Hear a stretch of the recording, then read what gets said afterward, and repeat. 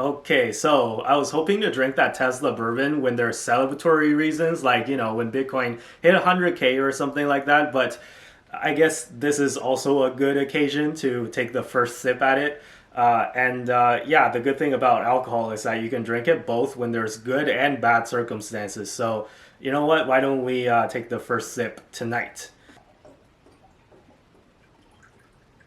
In case you guys missed the video and you don't know what this is wild turkey bourbon. Yeah, rare breed too. So here we go. Yeah, that's some good bourbon. I don't even care if I get demonetized for drinking alcohol on the camera because this is great. But yeah, anyways, let's jump into the video. Oh, and just to warn you guys, I get Asian red face, so you're gonna see my face get progressively more and more red as the alcohol takes effect as the video goes on. But yeah, anyways, just to warn you guys ahead of time. So yeah, I don't think I have to recap what happened today because for those of you that are new, what we just experienced is called a capitulation event. So I'm talking about both in the stock market and in the crypto space. So the good news is that during these times when fears are all-time highs, that's usually when the market kind of bottoms, or usually it's a good time to buy. It's never a bad time to buy if you still have cash. The problem is that most people, like me, probably ran out of cash at this point.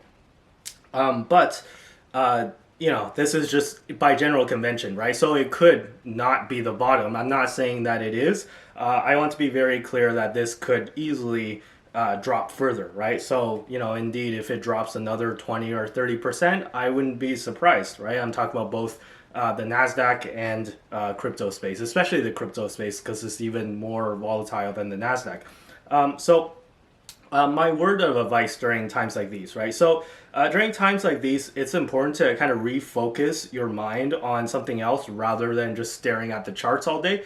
Because I know it's easy to stare at the charts all day and you're going to freak yourself out, right? And the charts don't make sense and the prices don't make sense anyways. And I know a lot of you have been asking me to talk about Hyliion, and they just had their earnings today, and I bet you missed it because, who cares about Hyliion at this point, right? But here's a recap, though, because I did read at least the highlights. I haven't had a chance to, listen to the conference call or anything like that, but I did read the highlights. The highlight says that the backlog of the Hypertruck ERX orders has increased by 170, and in total they now have around 2,000 reservations for the ERX Hypertruck. In case you guys aren't familiar with Hyliion, they make powertrain solutions for semi-trucks, and they were one of the hottest SPAC IPOs in 2021, but the stock has just been beaten down, and now it's at 52-week lows, right? But once the earnings report came out, it did go up by quite a bit because I think there's a lot of good things that did happen in this that were announced in this earnings report. So besides the ERX Hypertruck orders, which it shows that they're getting a lot of orders and getting committed orders, and I know a lot of bears would say, hey, like, they could easily cancel, right? If things don't work out well, the people who order the Hypertrucks could easily cancel. Yeah, I guess that's true, right? But clearly, if they're willing to order them in the first place, they at least have some interest, right? And I do believe that most of these orders will come to fruition, as considering that Hyliion's able to deliver and manufacture these trucks, which I think they will, right? And furthermore, they have about $527 million of total assets on the balance sheet, with $227 million of it being cash. So they're burning about $140 million-ish per year in operating expenses. Assuming that nothing changes and assuming they can't raise any more capital, they still have enough runway to last until at least the end of 2023, it looks like. So, you don't have to worry about it going bankrupt or anything in the short term, although I know it seems like it's going to go bankrupt because it's at, like, literally, it hit less than $3 today, right? But, again, small caps are not going to do well in this environment. So, Overall, though, I do think that this report was actually very positive. And the stock, as I said, it did go up a bit after the report. But yeah, the market is just not in the mood for anything small cap like Hyliion, and especially non-profitable small caps. Yeah, they're going to have a terrible time right now. So it's nothing necessarily that Hyliion did wrong. It's just the general market environment is not in favor of it. So full disclosure, I still have my Hyliion shares.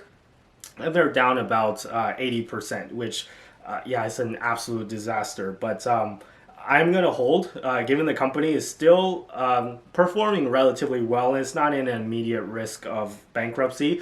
And I do think that once this market environment flips around and people are willing to be a little bit more risk on and actually invest in these small caps, even if they're not profitable, I think you're going to see a nice bump in the share price. Next, let's talk about Bitcoin. So, regardless of what you think about Bitcoin, right now, if you look at MicroStrategy's balance sheet, even at 30K per Bitcoin, the Bitcoin on MicroStrategy's balance sheet is still worth about $3.9 billion, just shy of that.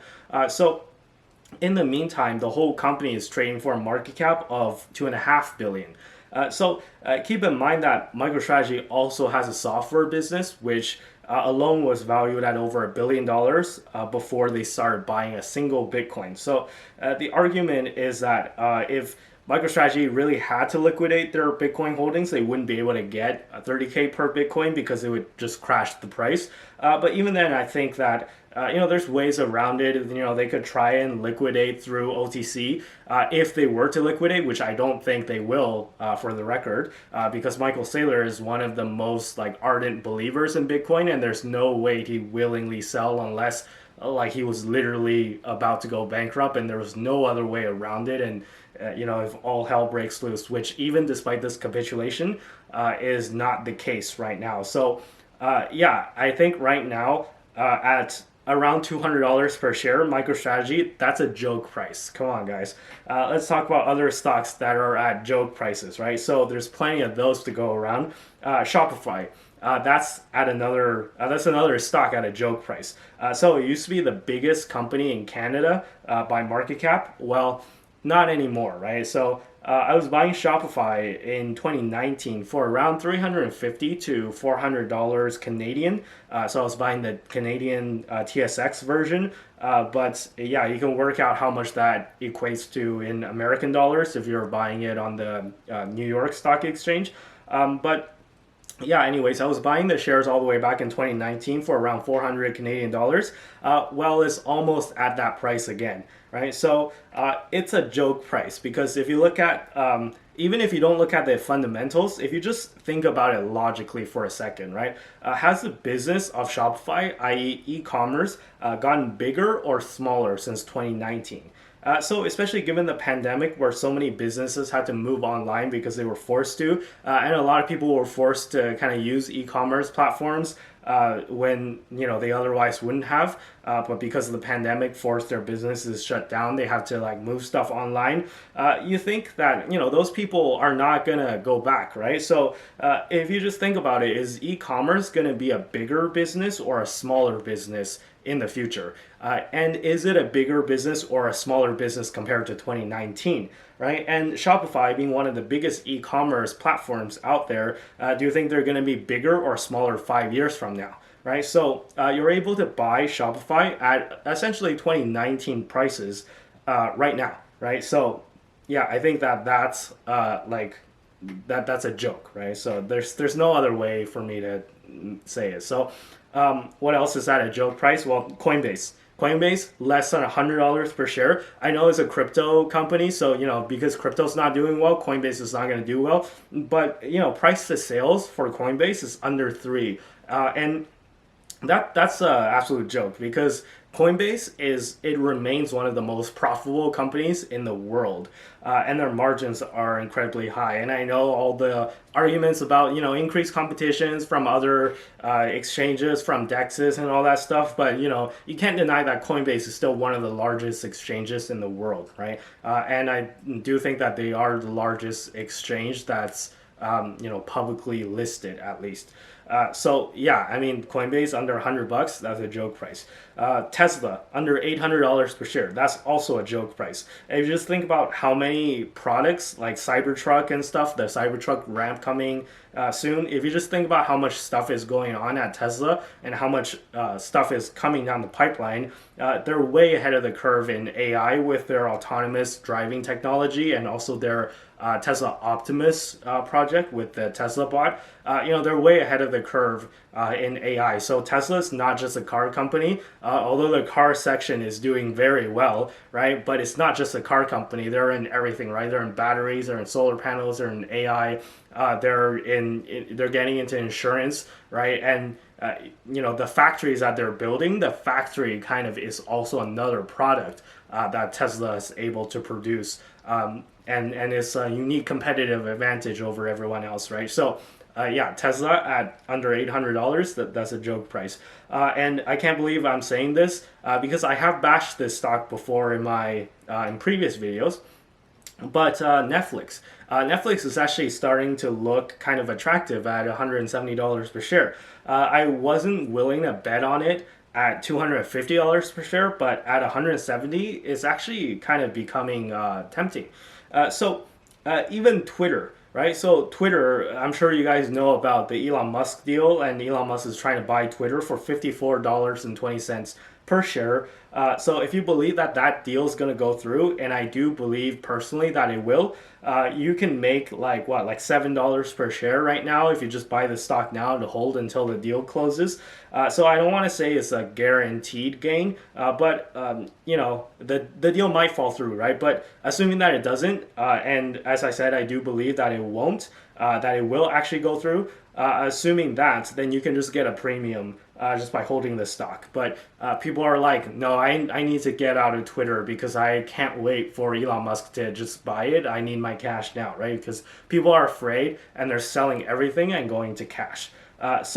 What to do now, right? So I've already had people messaging me and be like, hey, Andy, should I sell? And are you selling, right? So to be frank, the answer to both questions is, well, what do you think it is? It's no, right? In fact, if you if you still have any cash left, you should be buying at this moment. And by buying, I don't just mean buying anything, because right now you really do want to focus on high quality names, right? So if you're in crypto, now's not the time to buy altcoins because they might actually go to zero, right? Like you don't know if they're going to survive. I'm sure some of you who are interested in crypto have been looking at Luna. What happened with Luna and UST. I have around $100 to $200 worth of UST, that's like GG right now, right? Because it's depegged. If you have no idea what I'm talking about, I'll talk about it in a separate video. But I don't want to spend too much time on crypto because I know like most stock people don't want to hear about crypto, and most crypto people don't want to hear about stocks, and it's whatever, right? This is mainly going to be like a stock market video, but I will make a separate video on crypto later.